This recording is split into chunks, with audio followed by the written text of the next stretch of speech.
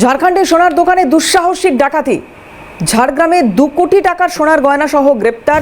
পাশের রাজ্য ঝাড়খণ্ডের চাকুলিয়া বাজারে ডাকাতি। সীমান্ত লাগোয়া জামবনি থানাকেও অ্যালার্ট করা হয়। রাতে সন্দেহভাজন 2টি বাইক আটক করে পুলিশ। ধৃতদের থেকে উদ্ধার ডাকাতির 2 কোটি টাকার গয়না।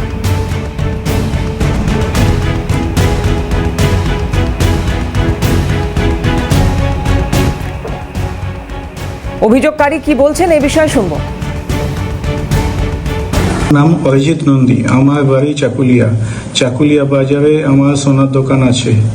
আজ ইংলিশে 30 তারিখ রাত্রি 8:15 নাগাদ 3 জন দুষ্কৃতী একটি মোটরসাইকেলে করে আমাদের দোকানে আসে এবং গান পয়েন্টে আমাদের দোকান থেকে প্রায় 2 কোটি টাকা সোনার অর্নামেন্টস ছিনতাই করে নিয়ে যায়।